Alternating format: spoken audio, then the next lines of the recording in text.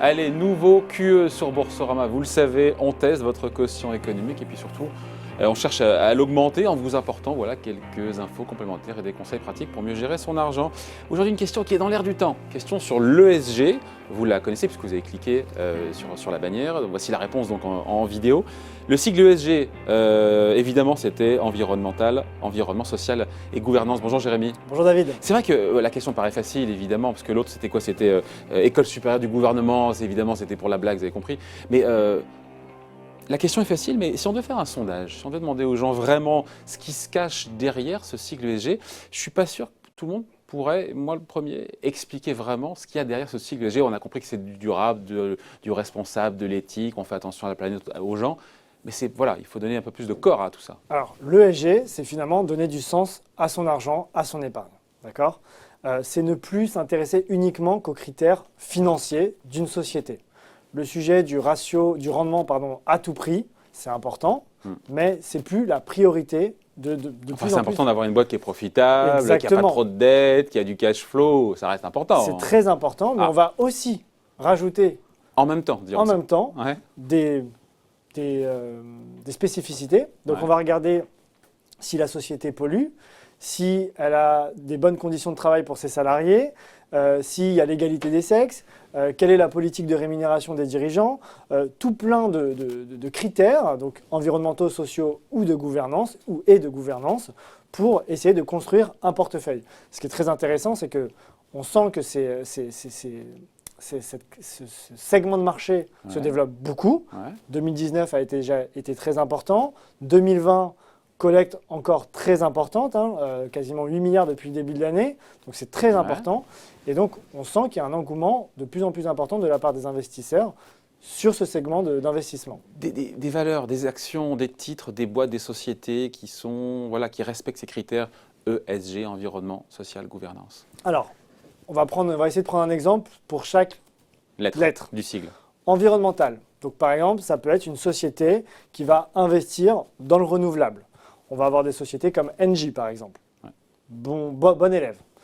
On va avoir des sociétés concernant le social, donc des sociétés qui vont favoriser l'égalité homme-femme, donc une parité dans le management par exemple entre les hommes et les femmes. Ça peut être un sujet. Là-dessus, on a des sociétés comme Microsoft ou L'Oréal qui sont des bons élèves. Ensuite, d'un point de vue de gouvernance, on a des sociétés… On ne parlait pas de Renault, évidemment. Alors, on ne va pas parler de Renault, effectivement. On va parler que des bons élèves. On a des sociétés qui vont être, par exemple, très transparents sur la rémunération de leurs dirigeants. C'est très important. Donc là, en bon élève, on peut avoir Legrand, par exemple, société du CAC 40.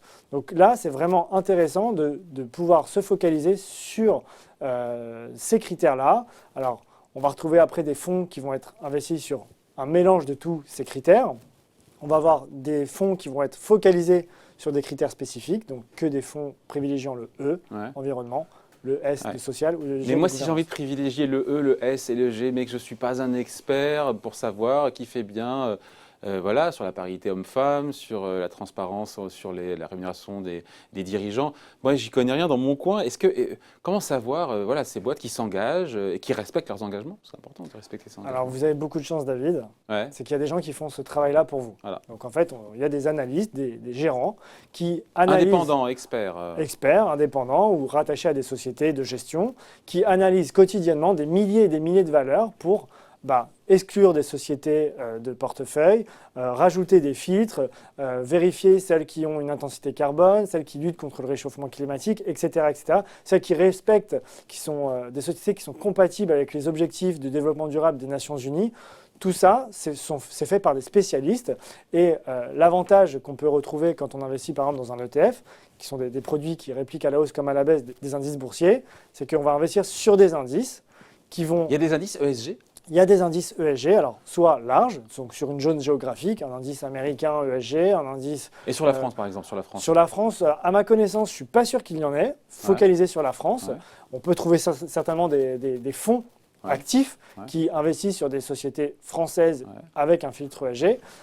Et européennes ? Européennes, on a des indices européens, on a même des indices thématiques sur l'ESG. Donc typiquement chez Lyxor, on a lancé des ETF régionaux, donc par zone géographique sur les États-Unis, Avec l'Europe. ce filtre. Et Avec dedans, ce il y a le filtre ESG. tamis. Exactement. Et ce qui est tombé, on a Exactement. enlevé les mauvais élèves et on garde que les bons élèves qui sont engagés. Et donc en respectant des critères financiers et extra-financiers, non financiers, pour donner du sens à son épargne, qui est de la formule de circonstance. Exactement. On peut trouver des thématiques particulières sur la thématique de l'eau, sur l'égalité homme-femme, sur les nouvelles énergies. Et plus récemment, d'ailleurs, chez Elixir, on a lancé dans cette période si agitée des ETF qui permettent de lutter contre le réchauffement climatique.